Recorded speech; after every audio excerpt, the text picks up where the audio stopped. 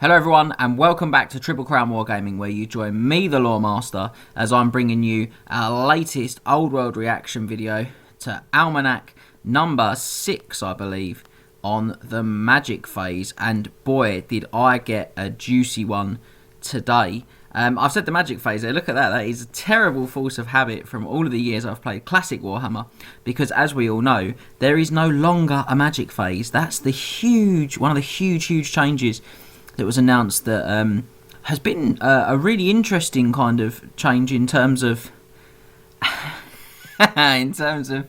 sort of the reaction it's sparked on the internet, and sort of even in gaming groups, in kind of polite discussions I've even had with people sort of face to face. It's been a real talking point, and I said interesting, which is what made me give the big chuckle, because you know I'm going to use that word quite a bit, but I promise I'll do my best.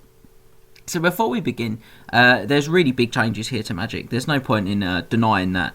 And I think I'm probably going to start with the one that I guess I've seen a little bit of kind of initial, immediate kind of reaction to, and something that I guess is a little bit sad in a way, is the kind of loss of the Windsor Magic. It's something that's sort of iconically and classically Warhammer, and there was a part of me that thought perhaps as part of this sort of strategy phase at the start of the turn, you might generate power dice and then dispense them through your turns, through your sort of subsequent phases across the rest of that turn. But alas, it doesn't appear to be the case. So the other thing here is I've seen a lot of people who really seem fearful of perhaps Magic becoming relegated as a side piece, as something that's not so important or that useful. And certainly the spells we've seen so far haven't seemed like they're overwhelmingly explosively powerful, but it's very hard to tell in isolation just how flexible and useful a spell can be. And I'm always minded of the start of sort of the previous edition, 8th edition Warhammer Fantasy Battles, when everyone was kind of raving about your Dwellers Belows and your Purple Suns, and there's no doubt they're really powerful, but laws like the Law of Light weren't even getting discussed or looked at. And actually, it's only now we kind of look at them again. You know, it took time, but now we look at them, and many competitive gamers, certainly myself would be one of them, consider Law of Light to be absolutely top tier. And on the surface, the spells look good. They don't necessarily look screamingly powerful or really sort of game changing, but they are. So I think looks in that way can be a little bit deceiving. Now, there's some stuff here that is really positive for me. So firstly, we all know that with the timeline setting, the Colleges of Magic weren't going to be established in the Empire.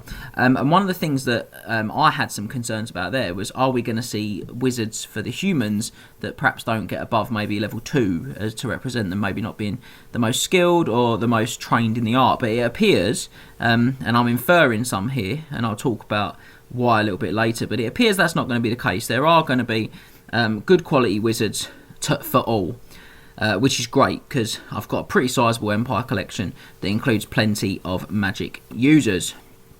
So I'm just looking through the article here, and it does seem overall that with the Colleges of Magic not being set up, there is some sort of a move away from the classic 8 laws of battle magic, which I think is a bit of a shame, that we've not sort of kept the winds of Magic, and I'm not sure what's driven that design choice, but I don't think it's sort of those Magics appear totally gone, but it does seem that the 8 distinct kind of roots of Magic are not really present.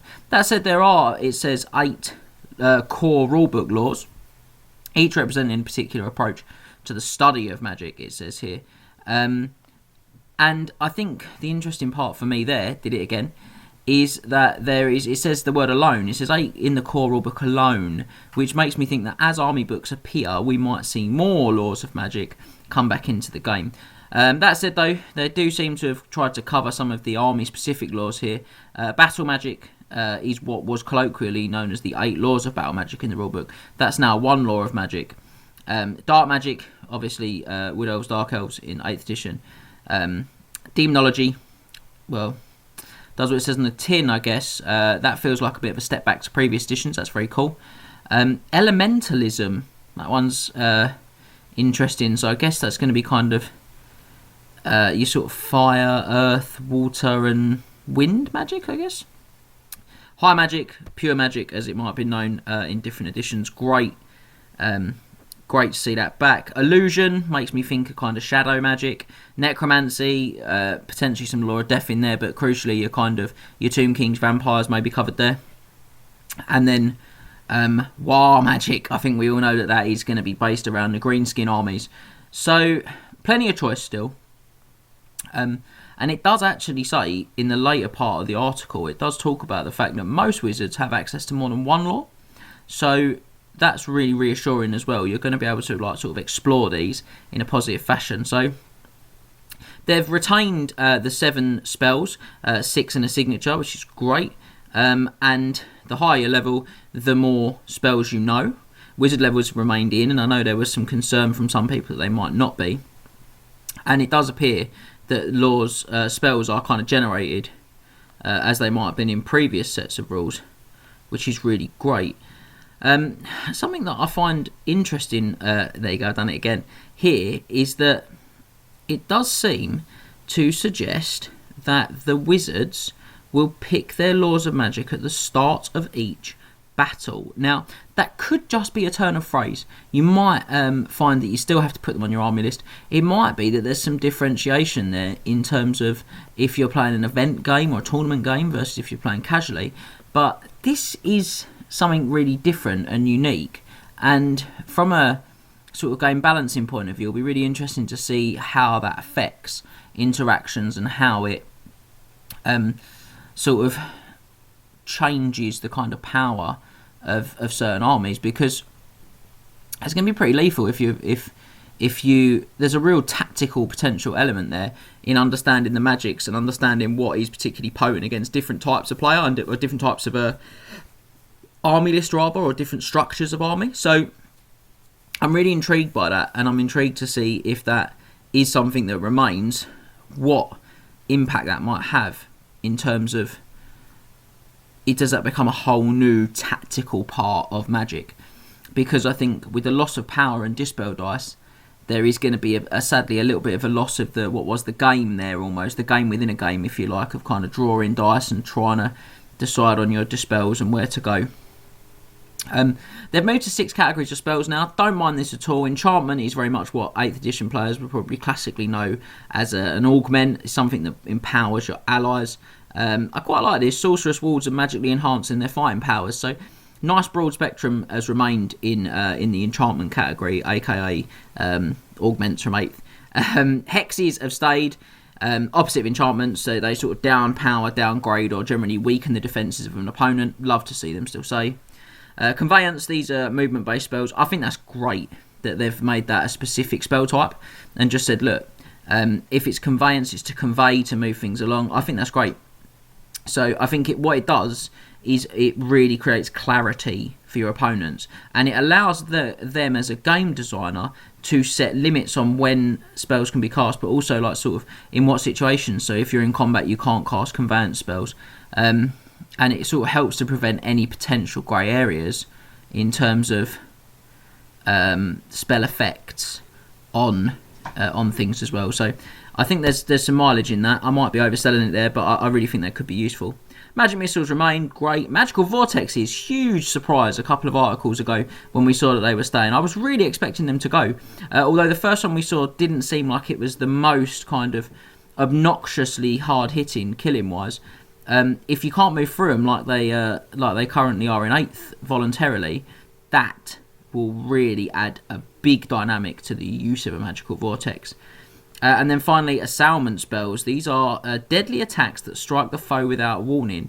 Now, they're only used in the combat phase, so I think they potentially have arguably the most unique element to them versus sort of previous sets of rules. I can't think of too many that do deadly surprise attacks in the combat phase that are spells. So I think that could be an area that's really underused in the past, and that could feel something quite new and tactically quite exciting about this new sort of shake up for Magic. Now, they're broken down into the phases they can be cast in. Strategy phase for enchantment and hexes. I really like this, so you know if your opponent has been buffed or debuffed before you put yourself into a position. So you're going to see less risky plays in Warhammer, I think, because of that. Because I'll know whether I'm taking a risk, if that makes sense. I'm not. It's kind of taking some of the risk element out, which I really like that. That's really exciting. But from a sort of purely balancing, competitive kind of play point of view, removing the risk will give it more of a kind of consistent feel.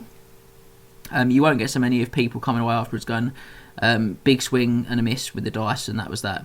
Conveyancing movement phase, not shock. Shooting phase for the missiles and the vortexes, and then, as we said, assailement in combat. Nothing too shocking or exciting there. So, how do you cast spells? So, you need to meet the casting value appropriate to how complex the spell is, it says here. Spells are cast on 2d6, adding the skill level of the caster. So, in other words, 2d6 plus your wizard level, I'd say that reads as to me. It's a much quicker system, and it is the system that I expected them to adopt. I have to say, when I looked at this, I thought 2d6 plus wizard level seems like about the way that it will go. If you roll a double 1 on those 2d6, you will then roll on a miscast table. And whilst many of the names you know and love and recognise from other editions of Warhammer remain as options on the miscast table, I have to say that overall the miscast table is far less devastating than it was in 8th edition. And to my memory, and I could be a little bit out of sorts here, but to my memory, in earlier editions than 8th, the miscast table wasn't as devastating either. So this feels like perhaps a step back from that precipice. Let's have a little look here. So Dimensional Cascade is still a 5-inch template, big blast, still strength 10, but there's no risk of you getting sucked into the realm of chaos anymore. -4 to your save. The Calamitous Destination is strength 6, small template, so 3-inch one, -2 AP. Again, sort of feels less harsh. 7 is a Careless Conjuration. The wizard mispronounced the syllable. The wizard takes a single strength 4 hit with -1 AP. That's fine. This is where it gets interesting to me. Barely controlled power on an 8 or a 9. The spell is cast, but the wizard can't attempt to cast any more spells for the remainder of the turn. The spell is still cast. That's spicy. It's cast at the base value, it says here. So your opponent can attempt to dispel it still. But that's really nasty. You could end up getting a miscast, getting a double 1 and still getting it off. That's harsh. And Power Drain. The spell is cast with Perfect Invocation, which I guess is the replacement for Irresistible Force or Total Power, depending on what sort of set of rules you're planning. However, you can't attempt to cast any more spells for the remainder of the turn. I mean, that's great. It does say that you can it says it's perfectly possible to miscast on a double 1, and you can achieve a Perfect Invocation, which I'm going to take as Total Power / Irresistible Force on double 6. It does appear though that it's back to much more early sort of editions of Warhammer where there's no Total Power and a miscast on the same hit, although you can weirdly get a Total Power from a miscast, which I think is quite cool. So I feel like they've tried to sort of keep some of the random flavour in Magic through that miscast table. Although it is worth pointing out, you are going to miscast far less often than you did in previous sets of rules, which will be really interesting to see if there's items that force miscasts then, or that make miscasting more regular, because that could really upset the dynamic there and make that those items would be really powerful. So it says every spellcaster can attempt to dispel an opponent's spells. Good, but they need to be within 18 inches. I did think, and I was saying this a little while, I think dispelling's going to have a range in this set of rules, and it is there. And that's for level 1 and level 2 casters, and level 3 or level 4s get that bumped to 24. And again, to me, it's screaming out for potential magic items that up the range of your dispel range, or potentially a way of kind of clarifying really high quality wizards again and saying, well, high elf wizards have the Shield of Sapphire, say, which adds another 6 inches to their dispel range. I don't know. They used to have, I feel like they used to add 1 to dispels in 7th edition. So there's precedent for them being better at dispelling at different points. They're always sort of the slightly more defensive elves. So I mean something like that, and obviously I don't know if that turns out to be true. That's the best guess ever. But I think that for me, that having a range gives you a whole new mechanic and a whole new thing to try and do. Really like that. So there is a change here, though. You roll 2d6 and add your wizard level to the roll. If you beat the casting roll, the target spell is cancelled. Beat. Now, in every edition of Warhammer I can remember before this, you had to equal to or greater the total for casting. So this is going to make the spelling harder, no doubt. So items that add to your dispel attempts or let you re-roll them, some items like that, if they exist, are going to be huge. They're going to be really, really items you want to take a lot, I would say. Having to beat it is tough. Which is going to mean that for level 2s and for level 1s, there's going to be more times that they can't actually physically dispel them before, although it is only a small amount more, just saying. Roll of double 6 counts as an unbinding, dispelling the spell no matter the casting roll. But if you roll a double 1, you've been, quote, outclassed in the art. Or as the Oracle said to me earlier, you've been done. And you take a miscast, which is a wildly new idea. But I don't hate that, because ultimately they're kind of playing around with magic. They're trying to sort of siphon off the power from this spell or cause it to collapse in on itself. So perhaps they could get a dose of feedback there. And then it does say that there are a wealth of magic items and special rules that will help with dispelling and casting. So again, if high elves get an increased range on dispel, I totally guessed that, but you heard it here first. If a player finds themselves unable to attempt a wizard in dispel, so they're out of range, I guess, they can make one fated dispel. They just roll a straight 2d6, which is not going to dispel very often. Let's be honest. I think you're going to have to think really long and hard about when you use your fated dispel every turn. You're going to want to see it. You might be looking at him thinking, I'm not that keen on stopping this spell, but he's rolled really low, and I reckon I can beat that on straight 2d6. So could be that. It feels like a bit of a Hail Mary. Could be fun. 1 in 6 times you do it, you're going to unbind the spell. So why not? Dwarf runesmiths can still dispel, add to dispelling. Great. And it says here, certain units, notably dwarves, have innate resistance to magic. So resistance to magic feels like it's still in. It makes it harder for wizards to cast spells on them successfully. So that makes me think that will probably take off the dice roll they cast or add to the minimum casting roll required. Either way, there's pros and cons to both there. Forcing them to fail or making it easier for your opponent to dispel it. Either way, it could be really good. So, lots to digest there, lots to think about. And then it goes through and talks about the damsel a little bit. It says that they can have 3 spell laws: elementalism, illusion, or battle magic. So, it's naturalistic elementalism, so that makes me think that's kind of your law of life or beast style magic. Tricksy illusion, that I'm still sticking with law of shadow style magic there. And battle magic for a more direct approach, aka law of fire or metal. Interesting. It says here she comes with plenty of options, and she can be mounted on a warhorse, Bretonian warhorse, so there's a difference. Royal Pegasus or a unicorn. Now, some things here before I dive into her and the sort of stuff there that I really want to point out and don't miss is that it says she's best when she's joined by a unit. I know there was a little bit of a growing concern on in some places, particularly online, that was saying, can characters still join units? Well, I think that's a positive confirmation that they can. So great stuff there. I didn't think it was any doubt myself personally, but I think that's good. She sort of confers aura effects to units she joins. Magical attacks, magic resistance -2. That says, so is that? I reckon that's got to be -2 to the total you rolled on the dice if you're targeting them. So that, combined with the fact that if you're targeting her, she'll be able to make a dispel attempt. That's going to make magic resistance really, really spicy if that's how it works. And that's going to make that really feel valuable and really feel worth having. So, yeah, great stuff. Magic res could be right back on the table here. She can still go in a back rank or sort of hide behind to not get chopped up. Great stuff. And then it gives us some sort of sample spells. You've got Hammer Hand, the signature spell from Battle Magic. This one is Assailment, so she does it when she's in combat. A single enemy unit the caster is engaged with suffers 2d3 strength 4 hits, -2 to your save. That's not bad. Glittering Robe, this one looks really good. 8+ illusion, cast on herself. Enemy units suffer a -1 to hit rolls targeting against the caster and the unit she's joined. I like that a lot. -1 to hit's really good. And I've had this hot prediction that I think there's going to be a lot less rerolls in the old world. So -1 to hit's going to feel really powerful if that's the case. Could be wrong, but if it is the case, it will feel great.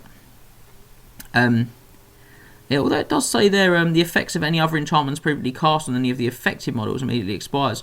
So it does maybe suggest that you can't stack lots of enchantments on one target, which would turn away from the kind of Death Star hammer that we've seen in the past. Which would make sense, because if you're saying, well, we're going to do less big damagey spells, that encourages me to stuff it all into one unit. But if I can't then buff and buff and buff the unit, perhaps I'm less inclined to do that again. So that might be one to spot there. That would be really, really fascinating to me to see if that is the case. You can't sort of stack lots of different enchantments on the same models. That will be a real leveler and a real balance for the impact that Magic can have. And then Elementalism, this one's a Hex. Equally spicy. Only a range 12 though, very short.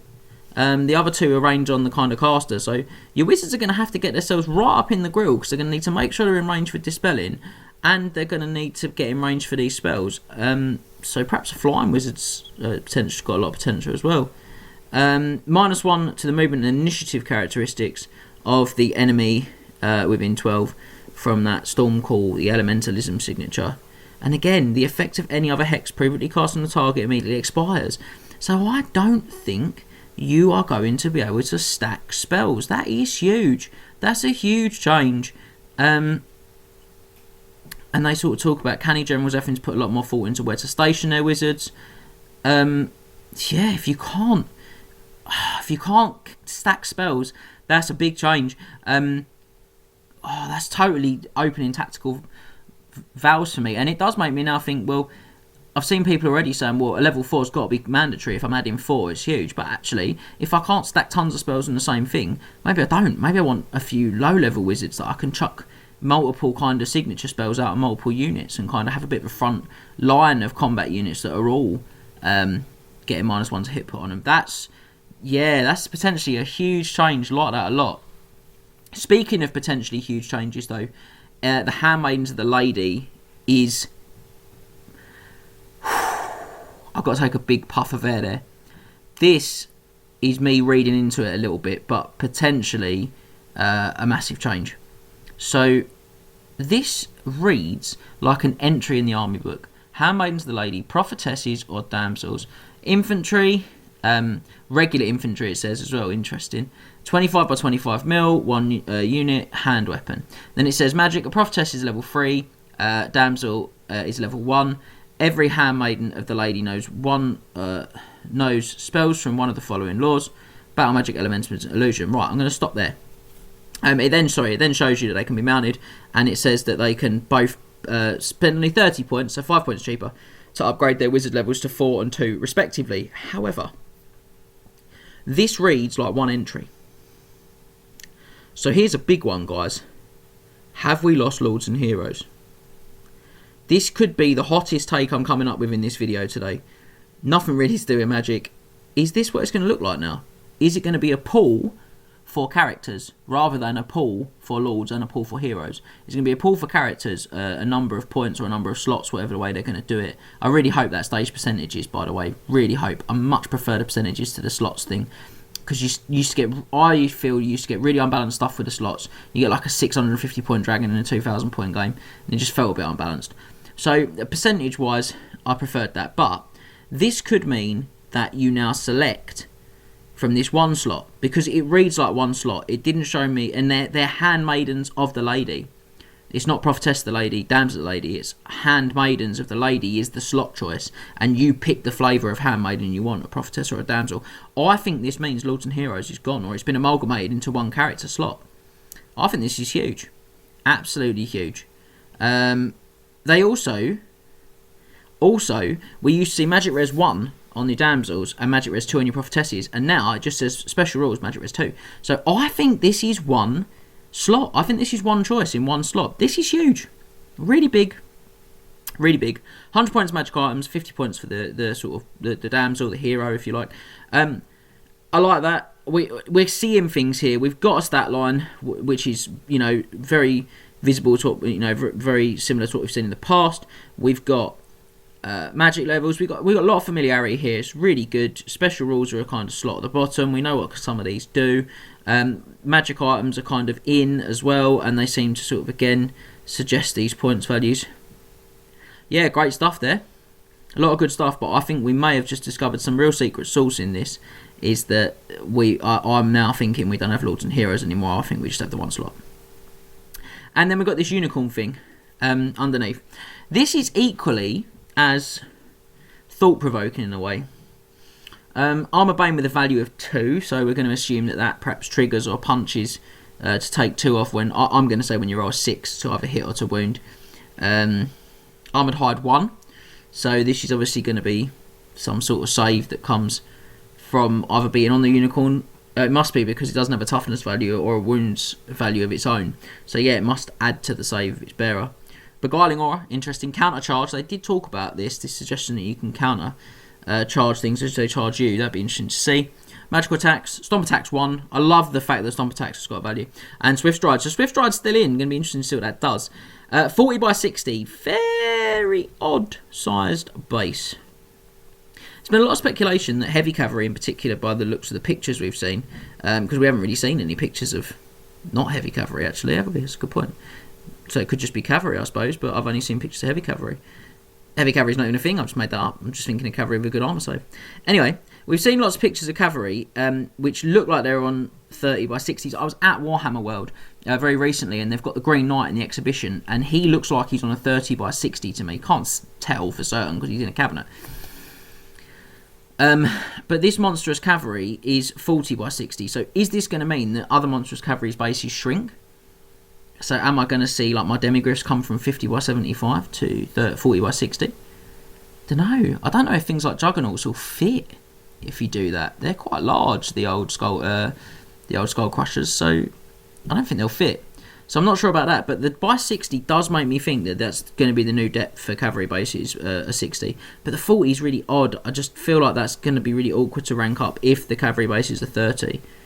And I can't see the regular cavalry bases being 40. It just didn't look anywhere near that wide to me. It really didn't. So jury's out on that one. Interesting, but not sure I can give you much more. It seems like you get 2 attacks, weapon skill and strength 4. I mean, that's obvious, from the unicorn, but it no longer has toughness. And it appears to me that all this mount does is adds 1 to my wound characteristic. So it looks like the way Monstrous Cavalry worked before, where it had its own toughness and wounds and stuff, and you use the highest, is gone. And these mounts are just going to add to your characteristics. So the big question for me is this how monsters are going to work? And if it is how monsters are going to work, then I think we've got a party on our hands for big monsters like dragons, if they're going to just add X number to my wounds. Although, they've then got to perhaps add to my toughness as well, really, haven't they? Surely, you can't be like, oh, he's an elf on a dragon, but he's only toughness 3. They've got to. I don't know how that's going to work. But if this add thing works across the board, and we see a change to monsters, that would be huge. If it doesn't, and monsters remain as they are now, with the kind of 2 separate parts, I think that would be a crying shame, because I think that's been a really broken mechanic for a long time. So this could be the way, adding wounds rather than having the sort of end time style combined profile, which was wild. So I've really talked on this one, but I really feel like there's been absolutely loads to unpack here. This has been my favourite article by far. Still digesting it, not sure exactly how I feel, but overall I've got pretty positive vibes about Magic. I think it's still going to have an impact, and as my namesake, the Loremaster, suggests, I'm a big Magic fan. So I'm hoping my namesake special rule remains in the game. I'm hoping that items give me more tactical options. But Magic seems like it's going to be less overtly punchy, but potentially a very different sort of tactical game that links in much more with your movement. So I'm very excited about Magic. I'm very excited to see where we go. And they've mentioned Grail Knights for next time. Can't even get there. So good. Hopefully that'll mean we see a base size for Grail Knights, which might give us the Holy Grail, if you will, a base size for Cavalry. So I hope you've enjoyed this video as much as I've enjoyed pulling my way through the latest almanac. Make sure you head over to triplecrownwargaming.com to check out all of our other content for 8th edition Warhammer and pick up a Night of the Realm subscription. And don't forget to tell your mates about our YouTube. Get on here, please subscribe, like us, share us, and get involved. Can't wait to see what you say in the comments. Have a great one. Remember to tag your friends and like, subscribe and share. Then head over to triplecrownwargaming.com and become a Knight of the Realm today. What are you doing, mate? You alright? Do it for Warhammer!